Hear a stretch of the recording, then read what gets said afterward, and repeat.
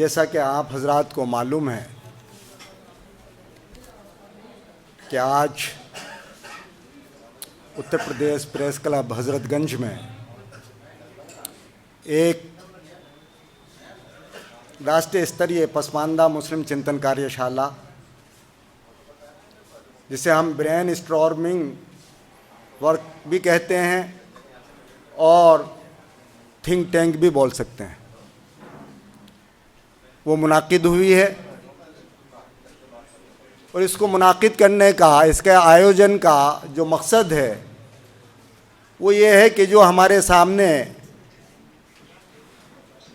Plannings हैं future को लेकर के, हमारे सामने पसमानदा महाज के ताल्लुक़ से जो काम हो रहे हैं, उसके सामने मद्दे मुकाबिल जो परेशानियां आ रही हैं, उनका सद्जवाब ढूंढने के लिए हम लोग आज यहाँ पर इकट्ठा हुए हैं। मैं बाज़ाब्ता इस प्रोग्राम को शुरू करने के लिए, चूँकि किसी भी इजलास, किसी भी वर्कशॉप की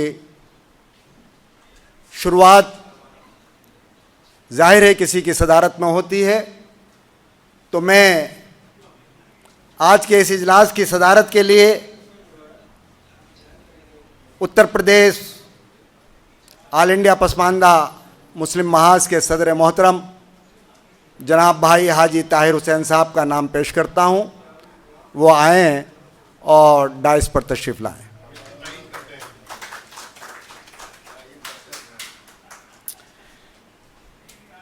इसी सिलसिले की कड़ी को आगे बढ़ाते हुए हमारे इस पहले इजलास की, चूँकि 2 इजलास होंगे, एक लंच से पहले पहला सेशन और दूसरा सेशन जो होगा वो लंच के बाद होगा। ये पहला सेशन शुरू हो रहा है जिसकी सदारत हमारे सूबाई सदर भाई हाजी ताहिर हुसैन साहब फरमा रहे हैं। अब मैं डाइस पर बुला रहा हूँ भाई तौक़ीर अहमद साहब, प्रदेश अध्यक्ष बिहार, कि वो भी तशरीफ़ लाएँ और डाइस पर आकर बैठें। अबू सईद अंसारी साहब, प्रदेश अध्यक्ष झारखंड, वो भी तशरीफ़ लाएँ। हमारे बीच में हमारे पसमानदा एक्टिविस्ट भाई इंजीनियर उस्मान मुल्तानी साहब, अगर मेरी आवाज़ सुन रहे हो तो बराह करम वो भी डाइस पर तशरीफ़ ले आए। हमारे राष्ट्रीय अध्यक्ष परवेज़ हनीफ साहब, ऑल इंडिया पसमानदा मुस्लिम महाज, मैं उनसे भी मुअद्दबाना गुजारिश करूँगा कि वो भी डाइस पर तशरीफ़ लाएँ।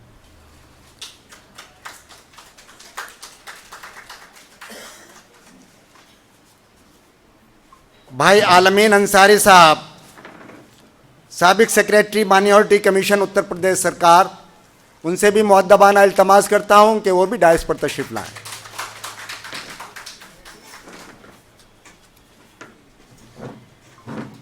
हमारे सूबाई सदर ऑल इंडिया पसमानदा उलमा बोर्ड जनाब मोहतरम मुफ्ती अतीकुर रहमान कादरी साहब से भी मैं मुअद्दबाना गुजारिश करूँगा कि वो भी डाइस पर तशरीफ़ लाएँ।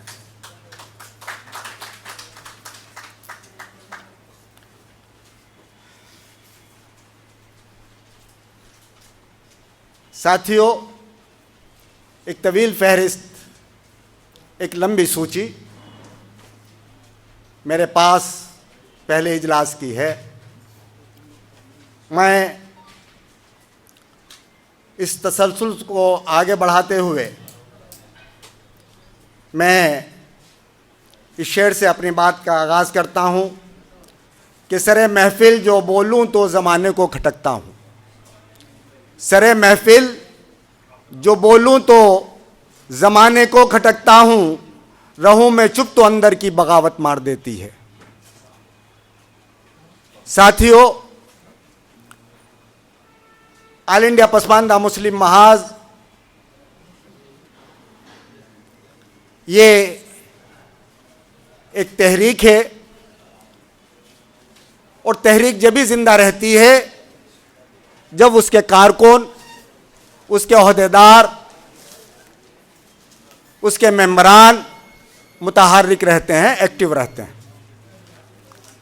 इस सिलसिले में मैं डाइस पर आवाज़ दे रहा हूं हमारे राष्ट्रीय कार्यकारी अध्यक्ष भाई शारिक अदीब अंसारी साहब अलीगेरियन कि वो भी डाइस पर तशरीफ लेकर आए। साथियों, आप ऑल इंडिया पसमानदा मुस्लिम महाज के बुनियादी पत्थर हैं। जाहिर है कि बुनियाद में लगे हुए पत्थर को कोई नहीं देखता, उसके ऊपर जो इमारत तामीर होती है उस पर सबकी नज़र जाती है। हमारे इस ऑल इंडिया पसमानदा मुस्लिम महाज के बुनियादी पत्थर हमारे ऑल इंडिया पसमानदा मुस्लिम महाज के सदर मोहतरम जनाब परवेज़ हनीफ साहब ने जो ये इमारत अपने साथियों के साथ तामीर की है, उसके अंदर ऑल इंडिया पसमानदा मुस्लिम महाज के नेशनल लेवल के, स्टेट लेवल के और स्टेट्स में भी डिस्ट्रिक्ट और ब्लॉक लेवल के जो हमारे मेंबरान हैं, जो हमारे कारकुन हैं, उनका एक बहुत बड़ी भागीदारी और हिस्सेदारी है। मैं चाहूँगा ऑल इंडिया पसमानदा मुस्लिम महाज के सदर मोहतरम जनाब परवेज़ हनीफ साहब से कि वो माइक पर तशरीफ़ लाएँ और अपने तजर्बात और आने वाले वक्त के जो हालात हैं मुस्तकबिल के, भविष्य के, उस पर तफसील से रोशनी डालें, ताकि आज जो ये थिंक टैंक की एक इजलास हमारे उत्तर प्रदेश प्रेस क्लब में हजरतगंज के अंदर हो रहा है, वो तफसील से इसके ऊपर रोशनी डालें, आएँ और तशरीफ़ लाएँ। आज के इस पसमानदा महाज के जो कार्यशाला हो रही है उसके सदारत कर रहे हमारे सूबाई सदर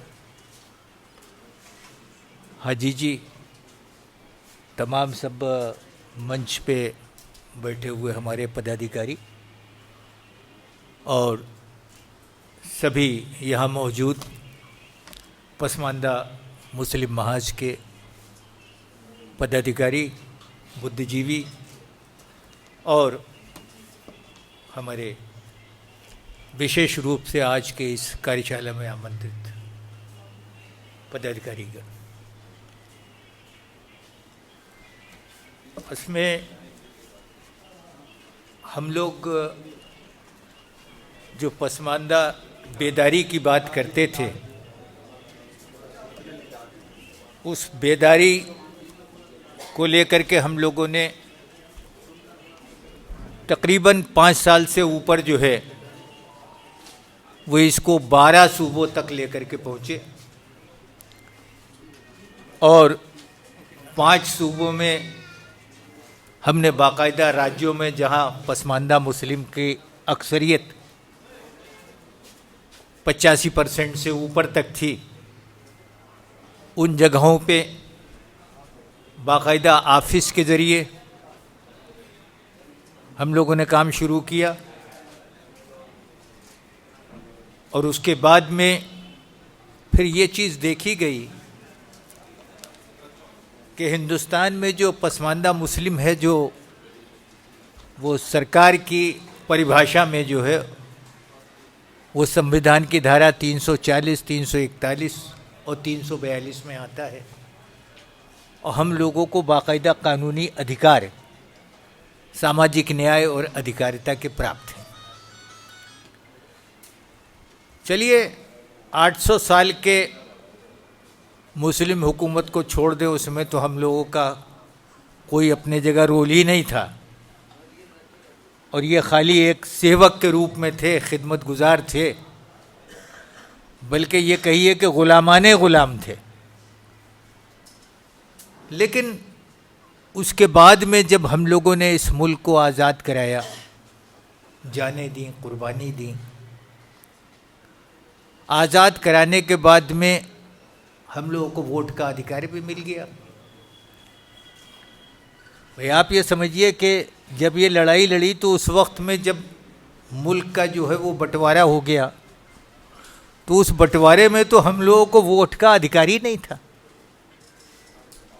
जो परिभाषा बनी थी उस परिभाषा में हम लोग, पसमानदा मुस्लिम तो आता ही नहीं था।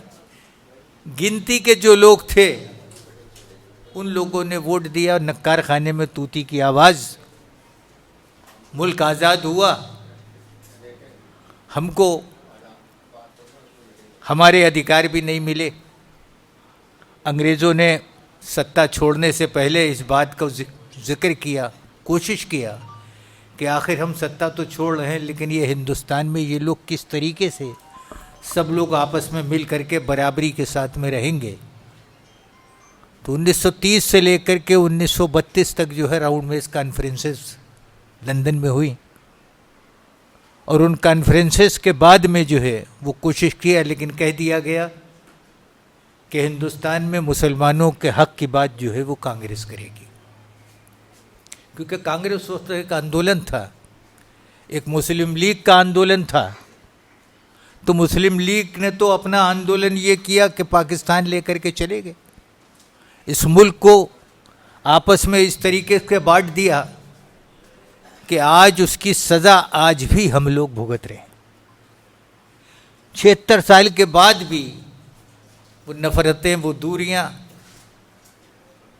हमारी नई पीढ़ियों का ये सब हम लोगों का मकसद, इस वर्कशॉप का, इन प्रोग्राम्स का मकसद ये है कि पीढ़ियां जो है वो कम से कम हम क्या है, हमारा क्या सामाजिक स्तर है, हमारा क्या सरकार में स्तर है, हमारे अपनी ज़रूरियात क्या है, हमारी मांगे क्या है।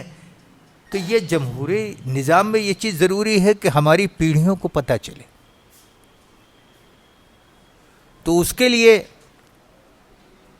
जब ये देखा गया कि 2 करोड़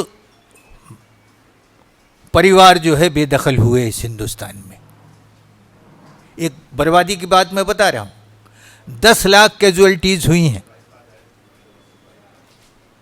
और इन कैजुअल्टी के बाद में जो हुआ, अगर आज हम देखें तो कोई बहुत बड़ा परिवर्तन हुआ नहीं है।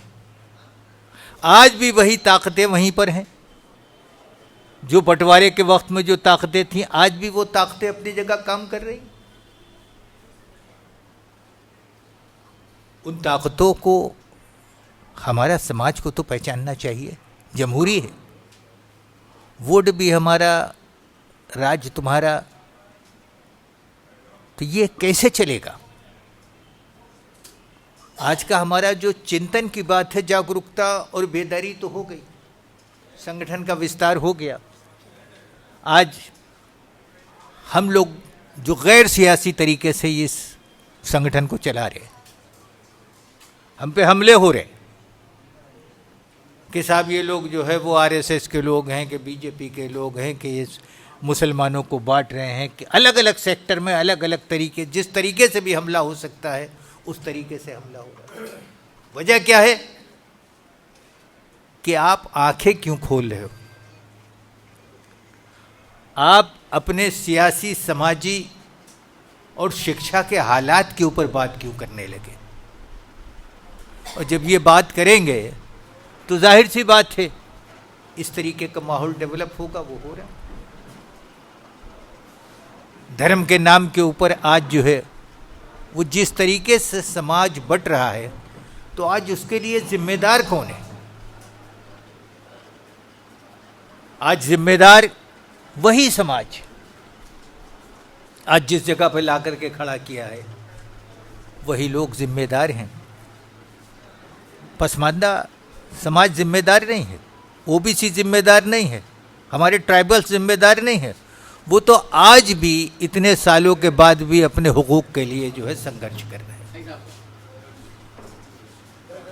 तो इन सवालों के जवाब पे हम लोग बड़ी गंभीरता से चर्चा करेंगे। यही होगा कि आखिर इसका रास्ता क्या है। अब चूंकि जो अब तक का 76 साल का जो इतिहास रहा है, वो इतिहास ये रहा है कि जो कुछ भी हमारे मसलकों ने, हमारे उलेमाओं ने जिस आउटलाइन को तय कर दिया, उस आउटलाइन को पसमानदा मुस्लिम्स ने डिटो किया कि हाँ भाई ठीक है, फतवा हो गया, ये करना है, ये करना है। तो क्या वो रास्ता अपनी जगह पर धर्म और राजनीति का जो संगम बना करके जो मॉडल पेश किया गया 76 साल के लोकतंत्र में, क्या वो लोकतंत्र अपनी जिम्मेदारी नहीं लेगा? मेरे ख्याल से लेना चाहिए, और बड़े मोहब्बत के साथ उनको कहना चाहिए कि हमारा जो मॉडल धर्म का और राजनीति का था वो पूरे तरीके से फेल हो गया, वो फेल्योर है। आज उसी मॉडल की नकल दूसरी जगह हो रही, अक्सरियत कर रही, तो आपको परेशानी। आज भी आप लोग अपनी जगहों से जो है इस तरीके के ऐलान करते हो कि बाहर निकलो। आज भी हम सोशल मीडिया पे इन सब चीज़ों पे देखते हैं कि कफन बांधो, सर पे कफन बांधिए, बाहर निकलिए। तो ये सब ये कब तक चलेगा भाई? ये पसमानदा मुस्लिम, ये 85% हिंदुस्तान का वो मुसलमान जो धर्मांतरित थे, उसको न तो अपने सामाजिक अधिकार मिले, न संवैधानिक अधिकार मिले, न धार्मिक अधिकार मिले, मसावत की बात मिली, न हुजूर के आखिरी खुतबे का जिक्र, न सूरत कसर, ये हमने सब ये दिया है। इनको देखिए, आप कभी पढ़िए और अपनी लीडरशिप खुद डेवलप कीजिए। आज ऑल इंडिया जो है उलमा बोर्ड भी गठन इसी वजह से किया है कि वो पूरा आज़ाद बोर्ड है, वो धार्मिक मसाइल को अपने हिसाब से लेकर के चलेगा, पूरे आज़ादी के साथ लेकर चलेगा। हम लोगों का कोई उनके मामलात में दखल नहीं। हम ये चाहेंगे कि मजहबी और सियासी मामलात जो है वो अपनी जगह पर जो है वो अलग अलग उनका जो है वो हिसाब किताब होना चाहिए। अगर इन दोनों को लेकर के चलोगे तो एक अक़लियत 80 बनाम 15 जो है चलने वाला नहीं है, नहीं चलेगा। 80 तो हो जाएगा, 15 वहीं रहेगा, काहे में रहेगा, किसी इस मसलक में, इसमें उसमें। तो ये पहला मौका है कि ऑल इंडिया पसमानदा महाज ने, ऑल इंडिया पसमानदा उलेमा बोर्ड में ये पहला एक सक्सेसफुल मॉडल है कि हमारे यहाँ जो है खानकाही भी हैं, हमारे यहाँ देवबंद के भी लोग हैं, हमारे यहाँ बरेलवी मसलक के भी लोग हैं। सभी लोग एक जगह पर आ करके वो लोग मजबूती की बात कर रहे हैं किस तरीके से यहाँ पर जो है वो 85% मुसलमानों को हक की बात की जा सके, क्योंकि हक की बात भी नहीं होती। तो इन सब चीज़ों पे हम चाहेंगे कि एक चर्चा हो इन इश्यूज़ के ऊपर और उसका रास्ता तलाश किया जाए। मैं समझता हूँ कि जो रास्ता है आज भी उन चीज़ों से जो है वो सीख नहीं ली जा रही, आज भी उसी तरीके से जो है वो जज्बाती बयानात हो रहे हैं। इन जज्बाती बयानात से आज तो ये हालत है कि बाबरी मस्जिद जो है उसका सुप्रीम कोर्ट का फैसला हो गया, एक बहुत पुरानी बात हो गई, लेकिन बंगाल में ले जाकर के बाबरी मस्जिद बन रही, ईंटें पहुंच रही हैं, माहौल अलग तरीके से बनाया जा रहा है। आसाम में इस तरीके की हो रही। कुछ लोग इस किस्म के हैं कि मुस्लिम नाम के सियासी दल बना करके जो है वो किस तरीके से काम कर रहे हैं, सब नुमाया है, कोई कहने की बात नहीं। मैं किसी पे ज़ाती हमला ऑल इंडिया पसमानदा महाज किसी पे नहीं करता, किसी मसलक का हम जो है यहाँ पर वो नहीं, हमारा इशू नहीं है। लेकिन सब लोग मिल करके एक एक्शन प्लान बनाएं, एक इस चीज़ पे करें। और अभी हमारे दीन में इतने चैप्टर्स हैं, इतना हमारे पास है कि आज एक अच्छा माहौल हिंदुस्तान में आज भी बनाया जा सकता है। आज भी आपकी लीडरशिप जो है वो सभी समाज को लेकर के एक सर्वधर्म समभाव का माहौल हम बना सकते हैं। हमारे पैगंबर की अपनी मसलहत यही रही, और जितना भी आज मतलब यह है कि पूरी दुनिया में जो है वो अगर दूसरे नंबर के ऊपर हम लोग पूरे दुनिया में हैं, तो उनका अपना जो मिजाज था, जो उनकी डिप्लोमेसी थी, आज वो डिप्लोमेसी सब भूल गए। आज उनका आखिरी खुतबा भूल गए। आज कॉन्स्टिट्यूशन को अंबेडकर ने पढ़ करके, यानी हुजूर के आखिरी खुतबे को हमारे कॉन्स्टिट्यूशन के प्रेमेबल में डाल दिया। जो प्रस्तावना है कॉन्स्टिट्यूशन की वो पूरे आखिरी खुतबे को उतार दिया।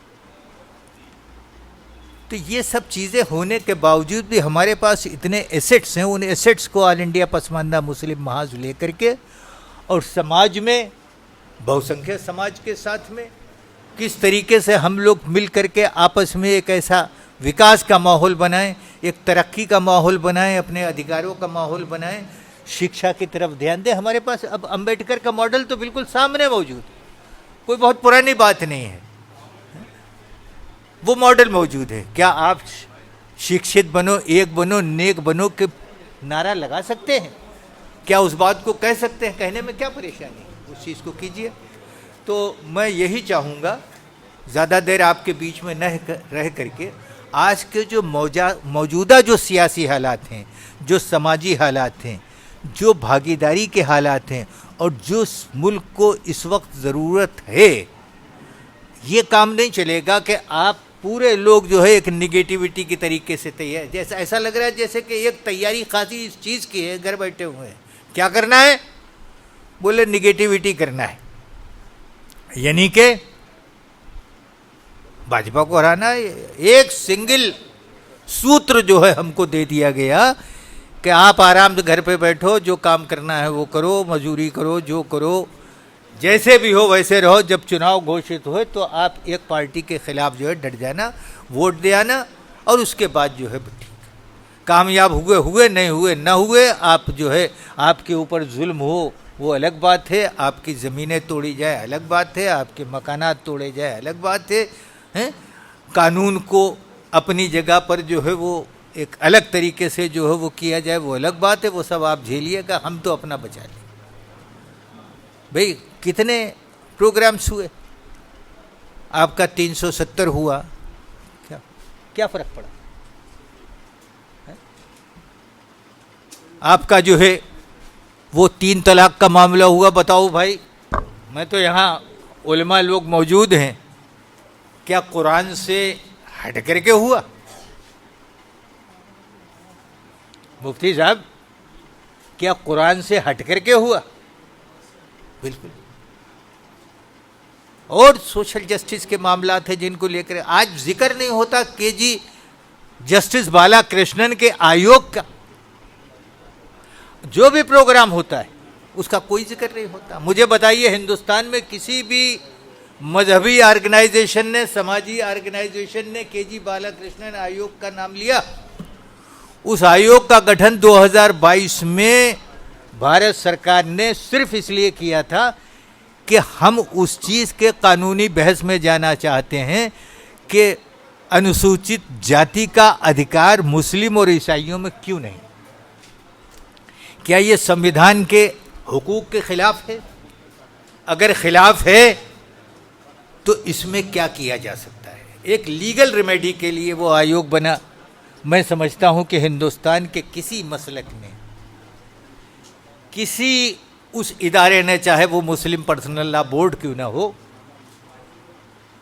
किसी ने वहाँ पर अपनी जगह पैरोकारी नहीं की, ये नहीं कहा कि नहीं ये ज़रूरी है। जबकि मुश्किल से कुछ % हिस्सेदारी जो है वो हमारे उन समान जातियों को विधायिका में मिलती, पार्लियामेंट के टिकट में मिलती, और मतलब यह है कि हमारी भागीदारी बढ़ती, लेकिन उनको ये बर्दाश्त नहीं।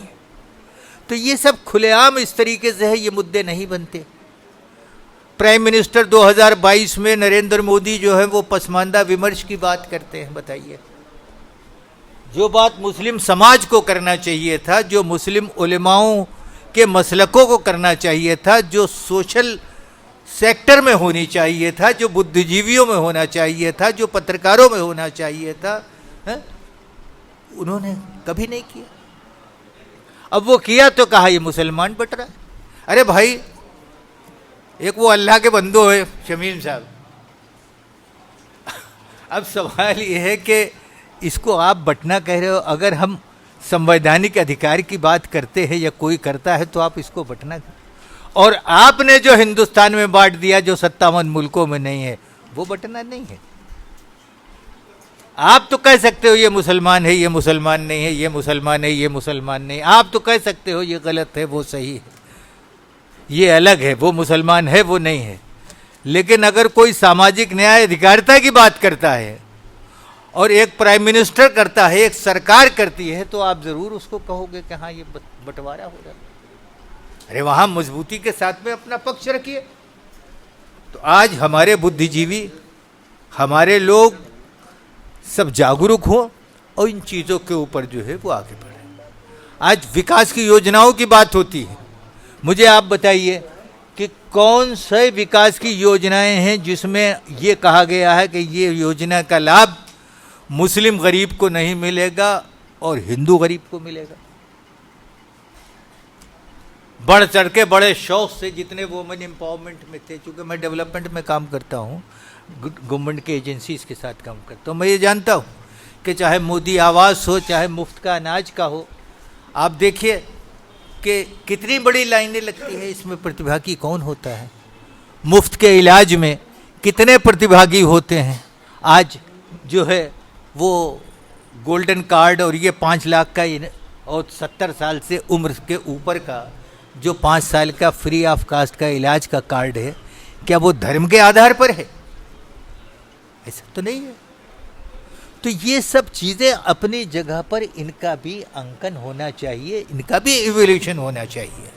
आप उसको लगा देते हो दूसरे काम से, तो वो अपना विकास की बात न करे, सामाजिक न्याय की बात न करे, तो ये काम करे। आप जब बयान देते हो तो आप कहते हो कि मेरे तो आरएसएस से बहुत करीबी ताल्लुकात हैं, मैं तो वहाँ उठता बैठता हूँ, मेरे तो उनसे संबंध है। फोटो शूट होता है तो सबसे पहले जाकर के खड़े होते हो। कोई अंदर जाकर के साथ दे रहा है, कोई बाहर से साथ दे रहा है, कोई इधर साथ दे रहा है, कोई उधर दे रहा है। और हमको जो है वो ये कहा जाता है कि तुम दीन को बांट रहे हो। तो हम दीन की बात करते हैं तो हमारा पसमानदा उलेमा बोर्ड बात करेगा। समाज के सामाजिक न्याय की, अधिकारिता की बात करेंगे तो हमारा ऑल इंडिया पसमानदा मुस्लिम समाज जो है, मुस्लिम महाज जो है वो करेगा। ज़रूर की मुहिम हुई, लेकिन मुहिम जो चली है वो अपनी जगह पर अगर सिर्फ व्हाट्सएप पे किसी को गाली देना, किसी को वो करने से चले तो वो अपनी जगह पर कंप्लीट नहीं होती। बुनियादी तरीके से ग्रास रूट पे काम हो। हम लोग तो ये भी चाहेंगे कि हम लोग पसमानदा कैडर नीचे के स्तर पे काम करें और उसका बाकायदा प्रोग्राम होगा। डेवलपमेंट के प्रोग्राम्स हैं, कैडर के प्रोग्राम हैं, इनको भी लेकर के हम लोग चलेंगे और आप लोगों को ग्रास रूट पे लेकर चलेंगे। एक और बस 2 मिनट का निवेदन करूंगा कि उत्तर प्रदेश में कुछ महीनों के बाद पंचायतों के चुनाव होने जा रहे हैं। वाहिद हिंदुस्तान में पंचायत का रिजर्वेशन ओबीसी को है, ओबीसी का अधिकार आपको मिला हुआ है, बढ़ चढ़ के आपको मिला है। और अल्लाह ताला के फजल व करम से ओबीसी की सारी जातियों का अपनी जगह जिन देहातों में, जिन ग्राम पंचायतों में रोस्टर में नाम आएगा, वहाँ पे आप अपनी भागीदारी कीजिए और नीचे से लीडरशिप डेवलप कीजिए। अगर आप लोग ज़िला पंचायत में, नगर पंचायत में इनमें हिस्सा लेंगे अपनी आबादी के ऊपर, उस पर, इसके लिए ज़रूरी ये है कि आप जाति की जगह पर वर्ग की बात करिए। जो सरकारी क्लासिफिकेशन है उस पे आइए, जो सरकार का संविधान का कमिटमेंट है उस पे आइए। अपने ओबीसी जातियों को जिस जगह पर जो बड़ी कौम है ओबीसी की, वो छोटी कौमों को साथ में ले, उनमें विश्वास जताए और उनको ले करके सरकार के जो डेवलपमेंट के प्रोग्राम है, जो अधिकारिता का प्रोग्राम है, उसमें लगिए और नीचे से लीडरशिप पैदा कीजिए। बाकी अब ये सेशन चलेगा, उसमें आप लोग इन चीज़ों के ऊपर जो है वो विचार करेंगे। सेकंड सेशन जो होगा, सेकंड सेशन में जो है वो हमारे पदाधिकारी बैठ करके रेजोल्यूशंस पास करेंगे और पास करने के बाद ये चीज़ जो है वो आगे सरकार के पास रिपोर्टिंग में जाएगी। और हम कोशिश करेंगे कि कोई भी सरकार हो, किसी पार्टी की हो, झारखंड में हो दूसरी पार्टी की है, कहीं और हो दूसरी पार्टी है, समझे, तो तेलंगाना है दूसरी पार्टी है, कोई भी पार्टी हो, किसी की सरकार हो, पसमानदा महाज पसमानदा समाज के हक की बात करेगा, अपनी हिस्सेदारी की बात करेगा। अब इसके लिए किसी को अगर बुरा लगता है तो हमें इसमें कोई इतराज़ नहीं। अल्लाह हाफिज़, खुदा हाफिज़। बहुत बहुत राष्ट्रीय अध्यक्ष भाई परवेज़ हनीफ साहब, साथियों, हमारे राष्ट्रीय अध्यक्ष महोदय ने हर पैराए में आपके सामने आज की ब्रेन स्टॉर्मिंग वर्कशॉप जो ऑल इंडिया पसमानदा मुस्लिम महाज की यहाँ पर हो रही है, उसके अंदर उन्होंने सारे 800 साल इतिहास मुग़लों का, आज़ादी के बाद का इतिहास, हमें क्या करना है भविष्य में, इस पर रोशनी डाली। जी नहीं, कोई नहीं, वो तो वो मुल्तानी साहब बैठे हैं। जी, हमारे ऑल इंडिया मुल्तानी सभा के जो राष्ट्रीय अध्यक्ष हैं इंजीनियर उस्मान मुल्तानी साहब, वो भी तशरीफ़ ला चुके हैं। खड़े हो जाइए ज़रा सा। हमारे बहराइच से भाई रशीद साहब भी तशरीफ़ लाए हैं, मैं चाहूँगा इनका भी तारुफ हो जाए। साथियों, तफसील से बात डाली हो गया।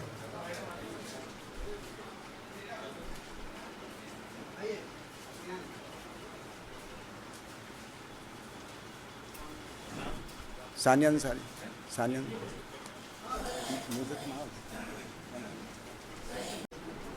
इस वर्कशॉप में बिहार से तशरीफ़ लाई हैं फ़ातिमा खातून साहिबा, जो चेयरपर्सन हैं हौसला फाउंडेशन की। हम दिल की गहराइयों से उनका इस्तकबाल करते हैं।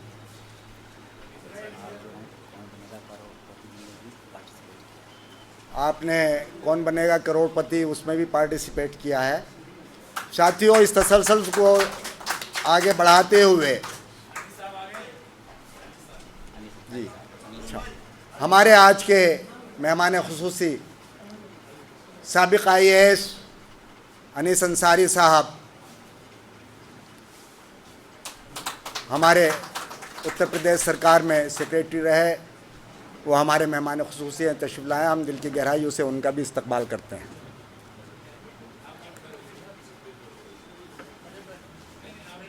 भाई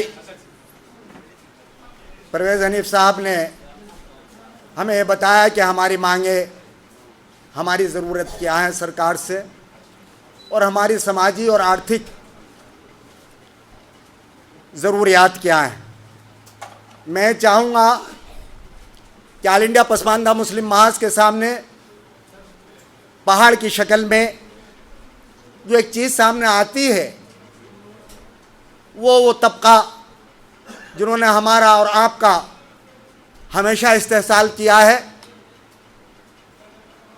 हमारा उत्पीड़न किया है, जिन्हें हम उच्च वर्ग का कहते हैं, मनुवादी सोच का कहते हैं या अशराफ कहते हैं। वो मज़हब की आड़ लेकर के जब हमारे सामने बात लाते हैं तो कहते हैं कि भाई ऑल इंडिया पसमानदा मुस्लिम महाज तफरीक़ बैनुल मुस्लिमीन यानी मुसलमानों में तोड़ फोड़ का काम कर रही है। इस पर तफसील से मैं इस शेर के साथ बुलाना चाहता हूँ भाई अब्दुल रकीब साहब, जो उलमा बोर्ड के राष्ट्रीय प्रवक्ता हैं, national spokesperson all India Pasmanda Muslim Mahaz Ulama board के, कि आईने के सामने आजा पता चल जाएगा, आईने के सामने आजा पता चल जाएगा, ऐब मेरी ज़ात में है या तेरे किरदार में। भाई मौलाना रकीब रहमानी साहब जो बिहार से तशरीफ़ लाए हैं और ऑल इंडिया जो है पसमानदा मुस्लिम उलमा बोर्ड के जो हैं स्पोक्स पर्सन हैं, वो आएँ और अपनी बात रखें।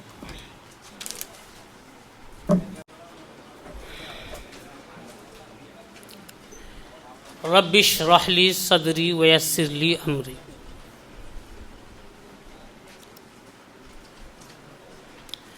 मुअज़्ज़ज़ हाज़रीन, अस्सलामु अलैकुम व रहमतुल्लाहि व बरकातुहू।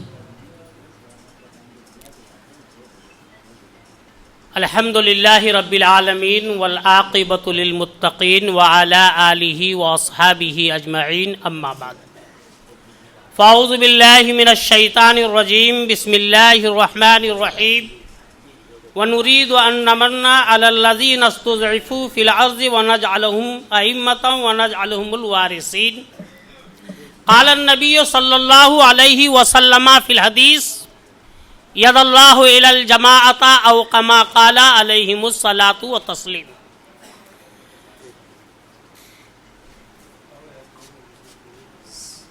पत्रकार बंधुओं से मेरा विनम्र अनुरोध है कि चूंकि हमारी इस कार्यशाला में आप पत्रकार बंधुओं का समय 2 से और 2:30 के बीच में है, जिसमें इंटरव्यूज़ वगैरह भी और बाइट्स जो आप लेंगे, तो पत्रकार बंधुओं से मैं क्षमा याचना चाहते हुए वो समय डिक्लेयर कर रहा हूँ कि 2 से 2:30 के बीच में कृपया आप फ़ोटो लेना चाहें तो फ़ोटो ले लें।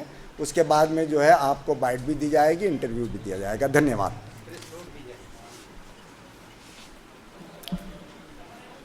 मझधार में कश्ती को चलाना सीखो, मझधार में कश्ती को चलाना सीखो, जुल्मत में दिए हक के जलाना सीखो। यूं तो सभी लोग कहते हैं कि दीन बचाओ शरीयत बचाओ, मगर अल्लाह के लिए सर को कटाना सीखो। हदीस पाक में नबी पाक साहिबै लौलाक सल्लल्लाहु अलैहि वसल्लम ने इरशाद फरमाया, मन लम यशकुरिन्नास लम यशकुरिल्लाह, कि जिसने इंसानों का शुक्रिया अदा नहीं किया उसने इंसानों के रब का भी शुक्रिया अदा नहीं किया। अगर अल्लाह तबारक व तआला का शुक्रगुजार बंदा बनना चाहते हो तो जरूरी और लाजिम है कि उस शख्स का भी शुक्रिया अदा करो जिनके जरिए से तुम्हें अल्लाह ताला का शुक्र अदा करने का मौका मैसर आया। इस एतबार से मैं ऑल इंडिया पसमानदा मुस्लिम महाज के तमाम कारकुनान का, तमाम सीनियर पदाधिकारियों का और दूरों दराज कुर्बो जवार से तशरीफ लाए ऑल इंडिया पसमानदा उलेमा board, all India Pasmanda Muslim महाज के तमाम जाबाज सिपाहियों का मैं शुक्रिया अदा करता हूं, धन्यवाद देता हूं और अल्लाह तबारक व तआला से दुआ करता हूं कि परवरदिगारा आप तमाम हजरात को अल्लाह ताला जज़ाए खैर अता फरमाए। मुअज़्ज़ज़ हाज़रीन किराम, आइए मैं आज के इस प्रोग्राम के तबर्रुक के तौर पर जो मैंने आयत करीमा पढ़ी है उसका तर्जमा और उसकी तफसीर और उसके ज़िम्न में चंद बातें मुझे अर्ज करनी है। मैंने जो आयत करीमा तिलावत किया, अल्लाह रब्बुल आलमीन फरमाता है, व नुरीदु अन नमन्ना अलल्लज़ीना इस्तुज़इफ़ू फिल अर्ज़ि व नजअलहुम अइम्मतन व नजअलहुमुल वारिसीन। अल्लाह तबारक व तआला फरमाता है, और हम चाहते थे कि उन लोगों पर एहसान करें जिन्हें धरती में कमजोर बना दिया गया था और उन्हें नेता बनाएं तथा उन्हें जमीन का वारिस कर दें। इसकी तफसीर यह है कि यह आयत उस समय के बारे में है जब मिस्र में फिरौन ने बनी इसराइल को बहुत जुल्म और अत्याचार में डाल रखा था, उन्हें कमजोर और बेबस और गुलाम बना दिया गया था। उनके बेटों को कत्ल किया जाता और बेटियों को जिंदा छोड़ दिया जाता था। अल्लाह ताला उस समय, ये आयत अल्लाह तबारक व ताला उस समय के बारे में इस आयत के बारे में फरमाते हैं, जो लोग दुनिया में जुल्म का शिकार होते हैं, जिन्हें दबा दिया जाता है, जिनके पास ताकत या हुकूमत नहीं होती, अगर वे सब्र और ईमान और सच्चाई पर कायम रहे तो अल्लाह ताला उन्हें इज्जत और नेतृत्व और कामयाबी अता करता है। आइम्मा का मतलब जो मैंने इस आयत में पढ़ा, आइम्मा के मायने क्या है, आइम्मा किसे कहते हैं? आइम्मा को। और इमाम किसे कहते हैं? इमाम से मुराद ऐसे लोग हैं जो समाज की रहनुमाई करे, जो इंसाफ कायम करे, जो लोगों को सही रास्ता दिखाए, उसे आइम्मा कहा जाता है, उसे इमाम कहा जाता है। ये कुरान के अंदर अल्लाह तबारक व तआला ने फरमाया।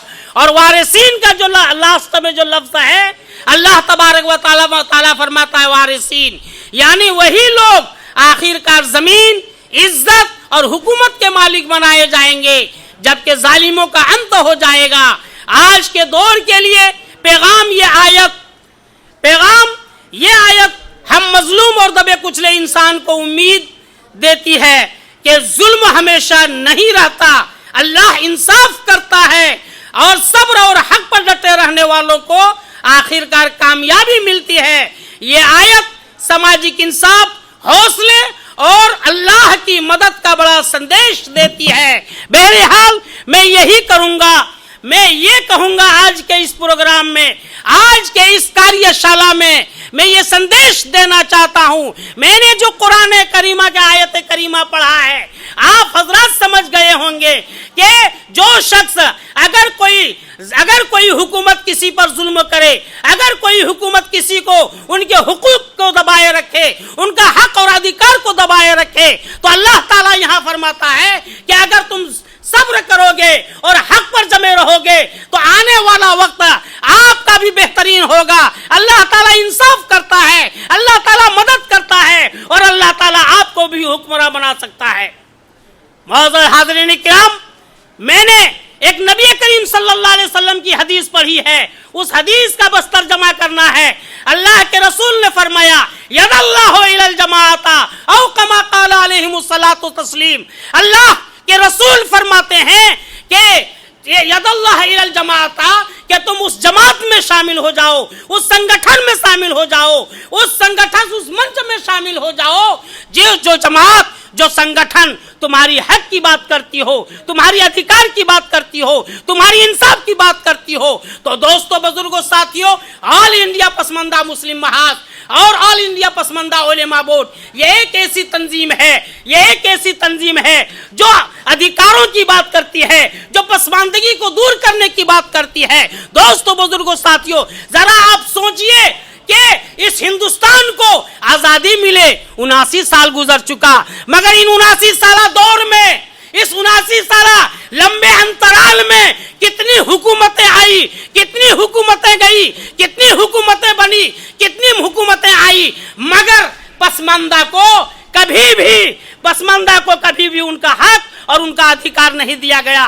पसमानदा का वोट लेता रहा, पसमानदा से चापलूसी करते रहे, पसमानदा को वोट को लेने में मजा आता रहा, मगर पसमानदा को पसमानदगी का हक और पसमानदी से निकालने का कोई लाइहा अमल तैयार नहीं किया गया। तो याद रखो दोस्तों, आज हम लोग पूरे हिंदुस्तान से यहाँ पर तशरीफ लाए हैं और सिर्फ हमारा संकल्प यही है, सिर्फ हमारा इरादा यही है कि हम किस तरह से पसमानदगी से निकलें। तो पसमानदगी से निकलने का एक ही जरिया है, वो तालीम है, आपस में इत्तेहाद है। अगर हम लोग का तालीम और इत्तेहाद हमारे अंदर रहेगी तो याद रखिए आने वाला वक्त हमारा खुशहाल होगा। और आज हम यहाँ पर इकट्ठा हुए हैं, सिर्फ ये प्रेस क्लब उत्तर प्रदेश में हम लोग इकट्ठा नहीं हुए हैं। अगर हमारा हक नहीं मिला, हमारा अधिकार नहीं मिला, हमें हमारा हक और अधिकार नहीं मिला, तो आने वाला वक्त में हम लोग दिल्ली दारुल हुकूमत में भी जाकर के हम लोग वहां पर भी अपना झंडा गाड़ सकते हैं, वहां पर अपना बोरिया और बिस्तरा को लेकर के बैठ सकते हैं। अगर जरूरत पड़ी तो गांधी मैदान पटना के अंदर भी हम लोग भर सकते हैं। अगर जरूरत पड़ी तो हम लोग रांची के बिरसा मैदान को भी भर सकते हैं। मगर मैं यही कहूंगा कि हम लोग अपने बच्चों को तालीम दें, आपस में इत्तेहाद रखें। और मैं एक चीज अपनों में ये बात कह सकता हूं, क्योंकि यहाँ पर हम लोग अपने बैठे हुए हैं। आज हम लोग हिंदुस्तान में 85% है और चंदा हम लोग मदरसों में भर भर कर देते हैं और मदरसे को अल्हम्दुलिल्लाह हम लोग बहुत अच्छे देते हैं, मगर चंदा का सर्टिफिकेट देने वाला और लिखने वाला कुछ फ्रॉड लोग हैं, यानी फॉरवर्ड लोग हैं। कौन है? उच्च कास्ट के हैं। तो याद रखो, ऑल इंडिया पसमानदा उलेमा बोर्ड का गठन हो चुका है और इसके लिए हमें अज़्म करना होगा कि हम लोग अगर चंदे दें तो उन फरोडो मौलवियों के दस्तखत पर ना दें, उनकी तस्दीकात पर ना दें। आज ऑल इंडिया पसमानदा उलेमा बोर्ड अल्हम्दुलिल्लाह तैयार हो चुकी है और ये भी तस्दीकात को जारी करेगी। दूसरी चीज, हमारे अंदर एक कमी और खामी ये भी है कि आज हम लोग बड़े बड़े जलसे सजाते हैं और मंच लगाते हैं और हम लोग कुर्सियां लगाते हैं, माइक लगाते हैं, बस पैसा हमारा लगता है, भीड़ हमारी होती है, मगर वहां जो उलमा को जो बुलाते हैं, वहां जो मुकर्रिरीन को जो बुलाते हैं, वो जो है उच्च तबके के मौलाना आते हैं, पैसे भी लेते हैं और लेकर के चले भी जाते हैं। मैं आप हज़रात से यह कहना चाहूंगा कि लोगों, दोस्तों, साथियों, हम लोग जलसे भी कराएं, दीनी प्रोग्राम भी कराएं, मगर हम अपने पसमानदा उलमा को बुलाएं, क्योंकि हमारे पसमानदा उलमा के पास टैलेंट की कमी नहीं है, इल्म की कमी नहीं है। हमारे उलमा, पसमानदा उलमा बड़े बड़े मदरसों में जो है कुरान की तफसीर पढ़ाते हैं, बुखारी शरीफ की हदीस का दर्स देते हैं। इसलिए हम और आप आज यहाँ संकल्प लें कि हम अपने उलमा का इकराम भी करेंगे और अपने प्रोग्राम और दीनी जलसों में पसमानदा उलमा को इज्जत और एहतराम और दावत भी देंगे इंशाअल्लाह। बस मैं ये कहूंगा कि तुम्हारे एक जुल्म का आगाज का अंजाम बनो, तुम्हारे एक जुल्म का आगाज का अंजाम बनो, सारी दुनिया के लिए अमन का पैगाम बनो। और नानक चिश्ती के मैखानों से आती है सदा, मैं ये वहदत ये भरा सब के लिए जाम बनो। अस्सलामु अलैकुम। अभी तफसीली बात मौलाना रकीब रहमानी साहब ने रखी आपके सामने दीनी पैराए में, और मैं अब दरख्वास्त करूँगा इंजीनियर उस्मान मुल्तानी साहब से, जो ऑल इंडिया मुल्तानी वेलफेयर एसोसिएशन के सदर हैं, कि वो आएँ और अपने ख्याल रखें।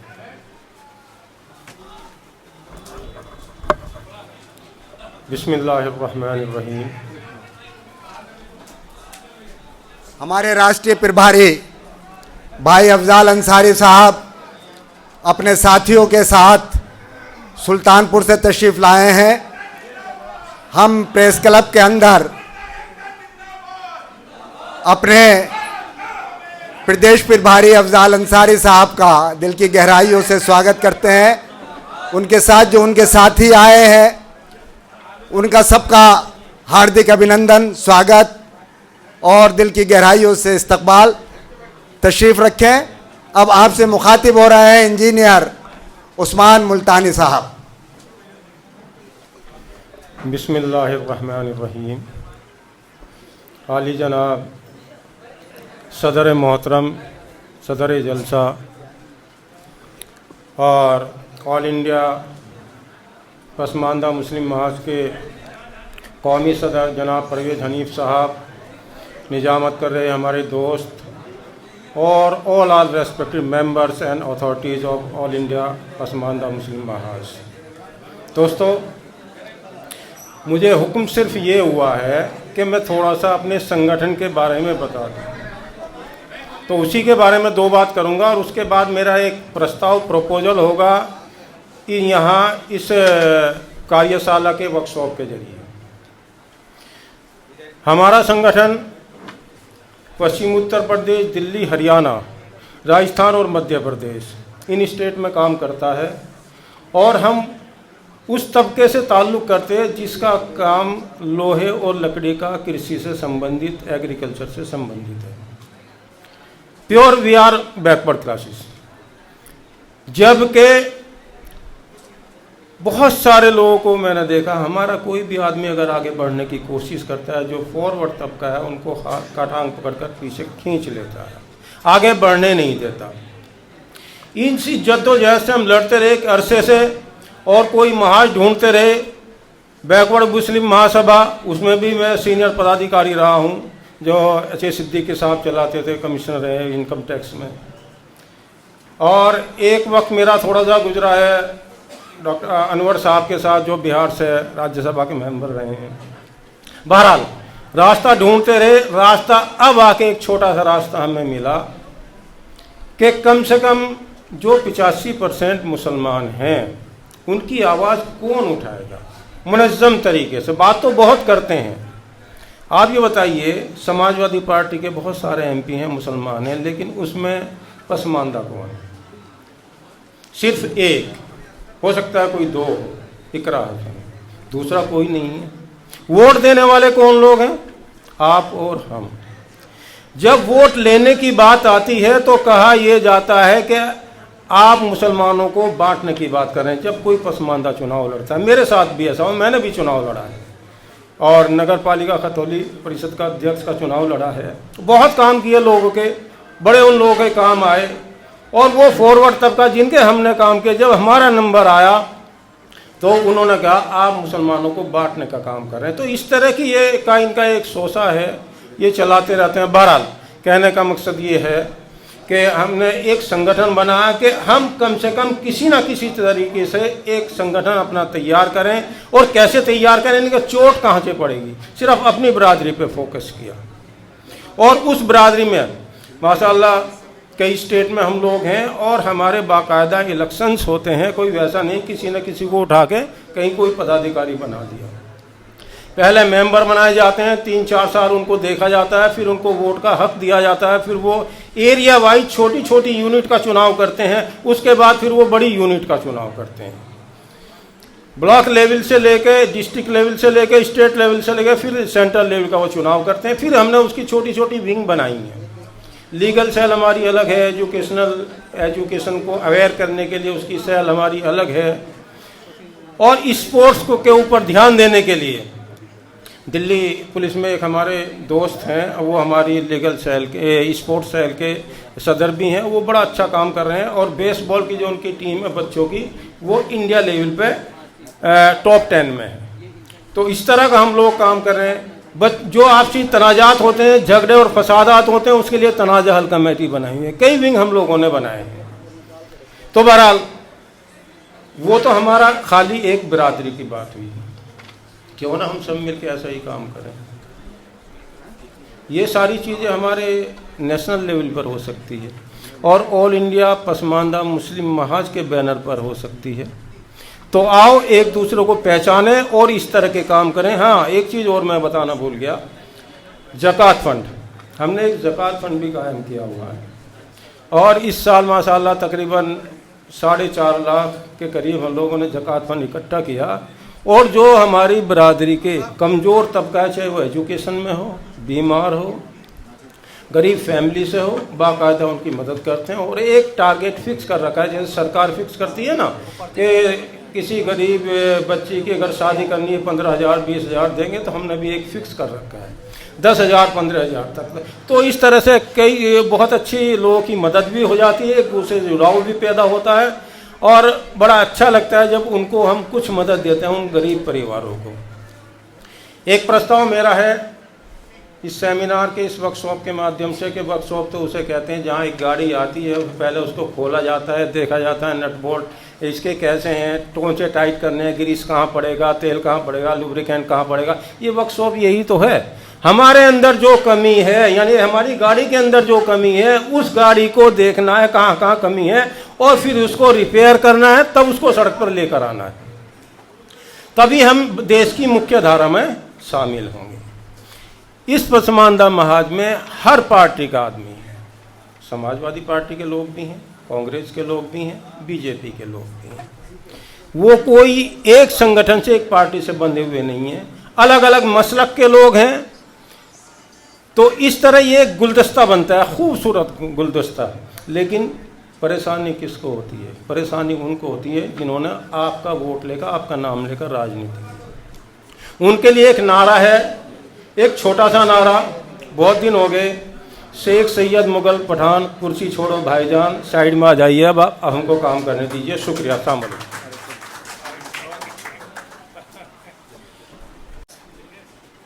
साथियों, इसी प्रोग्राम के एक कड़ी है जो हमारे मेहमान और पसमानदा एक्टिविस्ट हैं और जो पसमानदा के लिए काम करते हैं, हर वक्त उनका उठना बैठना सोचना पसमानदा के लिए होता है। हम उनको जो है एजाज़ बतौर मोमेंटो देंगे हमारे भाई यूनुस साहब। मैं चाहूँगा हमारे chief executive officer all India Pasmanda Muslim Mahaz भाई मोहम्मद यूनुस साहब हमारे chief guest honourable Anees Ahmad Ansari साहब को मोमेंटो देकर सम्मानित करें। दूसरा फातिमा फातिमा खातून। अरे यार ये हैं तो अच्छा।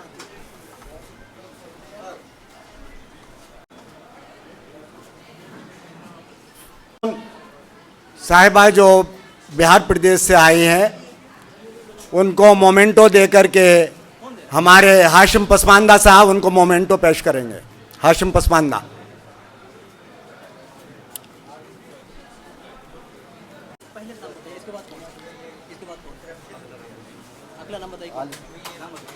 आलमीन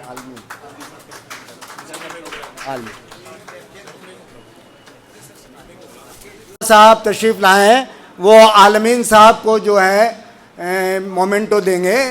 भाई शमीम अंसारी गए में चलिए। आलमीन साहब को हमारे राष्ट्रीय अध्यक्ष भाई परवेज हनीफ साहब दे देंगे। चलो अरे अबू सईद दे दीजिए। अरे आप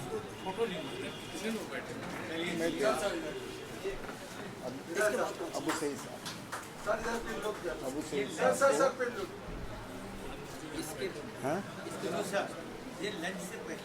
हाँ अबू सईद साहब को दिल्ली से तशरीफ लाए जफर भाई मोमेंटो पेश करेंगे। हाँ इन्हीं को तो कहाँ है?